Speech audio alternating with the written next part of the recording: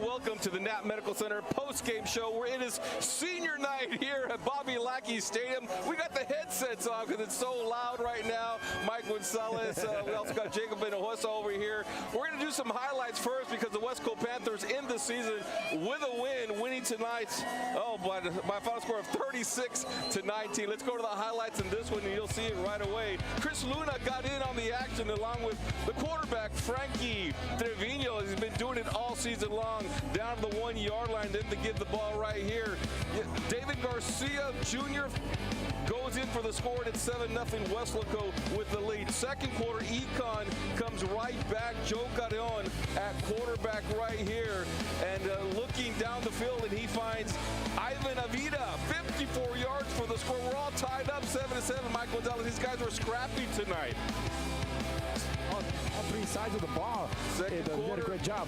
Trevino to Luna. Joseph Leal rather with the catch. They got so many weapons on the scene. 14-7 Weslaco now. Second quarter again. They found Leal again, Mike Gonzalez. Double goal, yeah, there was a safety, got there a little too late, but beat his man there, made a great catch there for the touchdown. Third quarter, opening drive, Econ, they move the ball nicely here to the 1 yard line, but the ball is stripped and coughed out. Bo Cuellar comes up with it. This defense was just opportunistic tonight, most definitely making some great stops on fourth down and also coming up with a turnover, a key one right there. Gives the raw ball right back through the Vino with the catch. That is Leal with the ball here, moving into Econ territory. Then what happens? Not a pass, but a run. They can do this. We talked about it during the pregame show, either a run or a pass to Trevino with a touchdown there. Econ makes it interesting, but then it would be Weslaco and this young man, David Bettis. He's supposed to be here on the postgame show. Hopefully he joins us. A new guy on the team. I guess you could say he's a sophomore anyway. Big time run there for him. They give the ball right back to him, and he ends up scoring a touchdown here for Weslaco. That's Bettis with the TD, and the Weslaco Panthers win tonight by a final score 36-19. We got all the seniors that are down in the field right behind us having a good time with their senior walk. It's a great tradition that a lot of the schools here across the Rio Grande Valley. So we had to pick up one of the sophomores, Mike. Yeah, future, the present and the future. That's right, Jacob Hinojosa.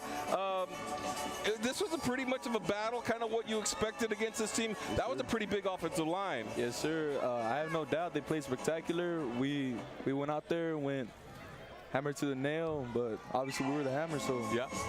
Yeah, you started, I want to take a guess here about the third game of the season is when they brought you in, right? Just what has the transition been like for you coming into varsity play as a sophomore?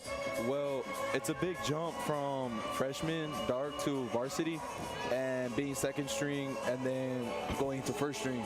And I had to work my way up the ladder a lot. I had to beat all of my friends, these guys that are here, just to get to a spot where I am. So I'm very glad that I'm here at this game and playing here. So there was some times where you guys were your backs were against the wall against this team. There was a couple of fourth down plays tonight that y'all had to make. I know 2 times y'all had to stop the ball. Did you know that running attack was going to come after you tonight? No, sir, I didn't. It was more like a surprise, but it was like, oh, well, he's right there, so I might as well just get him. So, yeah, I mean, it was a shock, but, I mean, he's there in my arms. He's never getting out. Okay, so now next week it's San Benito right here at home. Yes, you guys played, what was it, week 4, week 5. And so what do you expect? They're probably going to be a little bit better. I mean, even though the record may say 1-9, 2-8, I don't know if they won tonight, but hey, that's going to be a team that's going to get, it's going to be a tough battle next week. Would you agree? Yes, sir. I have no doubt that they're going to bring, they're going to bring it just like us. But I feel that we have the better team, we have the better players, and I mean, yeah, sure, whatever their record says, but I mean, overall, they are still a very good team. So I don't want to put any bad stuff about them or talk bad. No bulletin board material. Yeah, no bulletin board material. No bulletin board material. You're going to have a lot of respect, but most definitely for San Benito. Yes, San Benito is still San Benito. They're always going to come in, with a good game plan. And talk to to me about just, last year y'all won a district championship. This year y'all came in second. But what has it been like? Your first year on varsity for you, just a sophomore. And just talk to me a little bit about, just how much fun it's been and just what a great season it's been for you guys. Well, this has been a very great ride that I've had, and I'm very grateful that I am here today. And from the start of the season, I was I'm at kind of like a low point, and then from the days that go on, I started picking myself up. I started getting more action. I started getting more playing time, and that's what kept on driving me to get to this first string. You got your fan club right there. You got your family right there. Number 54, Jacob Hinojosa, and a cannon shooting out. Is that your nickname or something? Yeah, my sister came up with it. Jacob the Cannon. Jacob the Cannon. Nice. Very, Come very off the nice. ball. Yeah. I mean, last year, this team was deep on the defensive line. I mean, we're talking, I remember Coach Stroman said they had a purple team, a white, a gray, every had a different group, and they all graduated. So, they had to really rely on you guys, or they kind of had to start from scratch at that position or from the trenches. And just what have the coaches preached to you throughout the year to, work and improve and get to where you guys are at? And I know you guys, are young and you guys are still developing. And so just what are some things that they've been telling you throughout the year to, kind of get you all going? Well, first of all, those big guys, those defensive ends, those tackles, those nose, they're huge, man. And me as a sophomore, I had big shoes to fill because 94, Matthew. Yeah, Garza. That guy was a beast. And me, I had big shoes to fill. So I always try to live up to the guys before me. And so I think every senior that's here on the D-line, they try to live up to their expectations, if not even better. So absolutely. And you know what, Carlos? Just looking at him up close for the first time, he's a big boy. I would say you're what, 6'1", 6'2"? 6'2", yes. You're 6'2", what, 250, 260? 224, yeah. So that's awesome for a sophomore. Yes, sir. Absolutely. You're still going to grow a little bit more. We'll let you go. Jacob Hinojosa, go to his fans over there, his mom out there, his sister. Yes, sir. Thank you very much. We'll let you go kick off the headset. Bring out David Pettis here in a little bit. Kind of bringing in the sophomores right now, the seniors behind us, celebrating a little bit. But we got David Pettis here, who had a pretty big game here tonight, Mike. One of the sophomores on the team. And we talk about just all the different weapons that Coach Stroman had. I wanted to bring Joseph Leal, but he's over there on Channel 5. And also, we got Roy Stroman over there on Channel 5. But that's okay. We're the K-West show here. We get to be the first to talk to these guys. That's right. They have no idea what they're missing. We're actually getting top-notch talent right here. David, how you doing, young man? Good. How does it feel? You got a big smile on your face. You got to be very, very happy about what transpired tonight. Talk to me about your game. So I was just really excited to get on the field, and I was a little nervous, but it kind of lasted after the first run. Yeah, I mean, because you've only had, I'm going to just take a wild guess here, but maybe about 2 or 3 carries per game here, and they put you in at a pretty critical situation. So what happened? What happened on the sideline? What did you find out you were going to go into the game? After David Garcia had his knee checked out, they had told us to be ready because they might have to sub us in to get some more reps, and so I just had to mentally get ready for that. How excited were you to make that long run? I was pretty excited, it was just real nice to finally get a good run. So you're the second sophomore that we've talked to, Jacob, and now you, and I know there's some others on this roster as well. Did y'all win district as freshmen last year, or what were y'all I wasn't here last year. Okay. I had transferred from Lyford. Okay. But no, I don't think we run district. Okay, all right. So just talk to me a little bit about just coming up and playing as a sophomore. You've kind of been, waiting for your opportunities. Is this right? Is that right? Yes, sir. Yeah. What's it been like? It's been hard. Practice is fun because I'm on scout and just getting the chance to play right now. Yeah. It's real amazing. And the nice crowd. It's kind of nerve-wracking. Well, how does it feel? Last year being a freshman, and now next week you're going to be in a playoff game at the varsity level. Pretty big jump for you. It really. Last year at Lyford, I was on the JV team, and Well, we had a good season, and I had got moved up to varsity for playoffs. So I'm kind of a little like used to it, but not really. Still getting Well, compare that to here at Weslaco. What's the difference? way different. There's way more people in the crowd. There's like the band is loud. You just feel it. Like you feel it when you're on the field. I am texting right now Coach Stroman because he's on the other side of the field, which is fine. I understand. We want to talk to you a little bit more. All right, so you got San Benito. You're in the playoffs. Have the coaches talked to you a little bit about maybe getting a little bit more playing time, or know anything about that? Not yet, no sir. No? Okay. So are you like on the depth chart? Are you right behind David Garcia, or where you no, at? I was right behind Andy Andres Valdez. Andres Valdez. Okay. All right. So what are the expectations? What do you think is going to happen coming up as far as playing time for yourself? I hope to be second string or hopefully first string, but I just gotta outwork in practice and hopefully I can get up the depth chart. Tell us a little bit about your skill set. What do you bring to this team as a running back? I bring speed, strength, and I don't give up. Like I love football. I really love football. Awesome. All right, young man. Congratulations. Thank Great you. game. And we'll see you next week. Yes, sir. Right here, San Benito. It'll be a bigger crowd. Yes, most sir. definitely. Yeah, they're one high school over there in San Benito, so they're going to bring the whole community, but so is Weslaco. Yes, sir. All right. Thank you very much, David Garcia. Thank you. For I'm sorry, not David Garcia. David Pettis. David Garcia, David Pettis. We got the Davids on the team. Coach Stroman he's on his way over here. But Mike, we could talk a little bit about this team because talk about Economides coming in, and they're a pretty good team. They had a big running back and Weslaco's defense, and this is the type of offenses you're going to see in the playoffs. Absolutely. Very, very physical team. Economides was. Well, first of all, let's congratulate Edinburgh Economides because I was going to do it in the pregame, and it slipped by us, but Raul Salas has done an outstanding job, his coaching staff, in turning the program around. They haven't made the playoffs since 2016, and they really came in here and gave the Panthers a good fight. And, I mean, they were able to move the ball old school, really, where they were able to control the clock. They were able to get some first downs, so they had some drives going. They used I love the way they use their weapons, Carlos, with their running backs. They have a number of them that it can do different things for you. They have, like you mentioned, a number 30, big, strong young man, and the quarterback is fast and shifting, and the number 9 is very athletic. And then when they had to, Carlos, they were able to throw the football. So they had our defense a little unbalanced tonight. But the defense made the big plays when they had to. Absolutely, Coach. Congratulations. We'll get that microphone ready. Is it official then? Hosting San Benito next week? Yes, sir. Another home game. That was our goal for our seniors this week. People don't understand, if we would have lost this game, the Economides and the Weslaco Panthers would have been 3-2. Then you go head to head. They beat us, so we would have gone on Los Fresnos. That's why it was so. We had to win tonight, right. and our kids. We talked about being physical.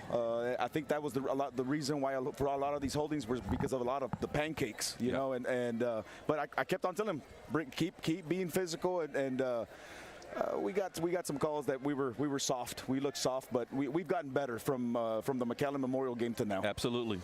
Started off the season 0-2 and ended up, coming up in second place here. I know you want that PSJ game back. I know you want that district championship, Coach. Yeah. But either way, congratulations. The second seed in 31-6 going up against San Benito next week. And Economides was tough. Hell yeah, They're a tough Coach, team. man, Coach Hull has done a tremendous job. I mean, that's not your old Economides teams. Yeah. He has done a tremendous job. They were very well prepared. We don't get to see that type of offense. We mainly see a lot of spread stuff, but our kids answered the call, and our defense stopped them. I guess 2 4th downs and some red zone and goal line stuff, and then our offense did tremendous. Frankie and finding Joseph, a lot, and I think we had maybe 1 or 2 touchdowns called back. But for the most part, I'm happy. I'm excited. It's the 3rd season now, and that's something that every single person, it's like we told the team. I mean, there's a bunch of people out there that would wish they could still be going into the playoffs, and thank goodness for us that we're blessed that we get to continue. In my mind, Coach, I think the play of the night was that fumble at the 1-yard line. Yes. Talk about that. Yeah. No. Without a doubt, we called the pinch. We pinched everybody inside. We knew that we were going to go with an inside, and our defensive tackles did a good job of ball get off, staying low, good leverage, and then Banda. It was Joseph Banda who punched that thing, and he recovered it. So Banda had a real good game last week, and that's the reason why he started this past today. It looks like offensively, you guys are finding more and more weapons to go to as this offense continues to grow and be more dimensional. You know, you had David Pettis, getting involved tonight. Sophomore, David Pettis, and we know that a lot of people are going to double team Chris, which is allowing us to throw it to other other guys and other receivers, and they do a tremendous job, and they hustle and they go full speed at practice. And Frankie now trusts everybody, but it had to start with Frankie first. You know, he coming in as a receiver, going into quarterback, and man, he's very poised in the pocket, and he trusts that offensive line, and they're giving him time. And I think you guys said it best. I've never been here. I mean, I've been here 17 years, and I've never seen anybody throw it, so far and having those deep completions. And that's been huge because we'll get in 3rd and 15, 3rd and 10, and we still have a chance. Well, I think what impresses me about Frankie, Coach, and we said it in the pregame, is he'll look at his first read, and then he'll look at his second read, his third read, his fourth, and then he'll go back to his first because, like you mentioned, he's so patient. And then on top of that, you got to have the pass protection, which he has. And then you have guys like Chris Luna. Then you have Rocha. But the guy that has really impressed me is Joseph Leal since he's come back from his injury. Yeah, Joseph getting Joseph back and has been tremendous. And then one thing that you did fail is if nothing's there, he's got wheels. He's a dual threat guy. So absolutely, if the pass is not there, I mean, he does a tremendous job with his legs as well. The defense came up with some big plays. I know you would like to have just totally stopped that running attack of Economides, but they are also coming into their own. Jacob Hinojosa and some of these other guys with Stevenez, they're just playing lights out. They are, and then those guys are sophomores. The sophomores are growing up, and they're growing up big, and that's gonna pay dividends for us later on for the next couple of years. We have a lot of sophomores that are playing. We have 33 seniors. Super proud that we have 14 academic all-states out of the 33, and so we have a smart football team, and that's what it takes. You can get into different fronts and different coverages and so forth when you have a very smart defensive and offensive team. So one of the things that we talked to Jacob about is how last year the strength was the defensive line, and you guys were deep there. And I remember you told me a number of times you had the purple, you had the white, you had the gray group, you had 3 different groups. Man, the whole color wheel. The color wheel, exactly. Yeah. And so this year you had to rebuild and start from scratch. Yeah. And guys like him had to step up. But what are some things that you would tell players like Jacob and some of the other ones and filling in those shoes? I mean, because it's not easy. Yeah, you know what? It's not me. It's I have 2 great defensive line coaches in Domingo Vento and Frank Martinez. Those 2 guys, man, those guys can be head coaches anywhere. And the experience that those guys have. Frank's been a head coach at Progreso, and then Coach Vento's been a head coach at Van Horn, and he knows how to communicate with those guys. And they're old school ball coaches. There's no gray. It's all black and white. And those guys do a tremendous job of technique and staying low and ball get off and squeeze. And they're military, and those guys are just they're hardcore. But yeah, they're making kids into boys into men, and absolutely, and that's been very critical for us. And awesome. Well, it was a fun night. Yeah. It was middle school night. It was senior night. It was homecoming. We had reunions. Mike Gonzalez celebrated his reunion. Hey, there you go. 30 years. 30-year reunion. So we got all the old Panthers coming back. It was a really good night, Coach. Congratulations. Yeah, it's homecoming. It's nothing about us. It's about the alumni coming home. And I mean, we're just grateful that we were able to pull it off tonight. And hopefully these people go celebrate and are proud of our team and proud of our boys just as much as we're proud of them.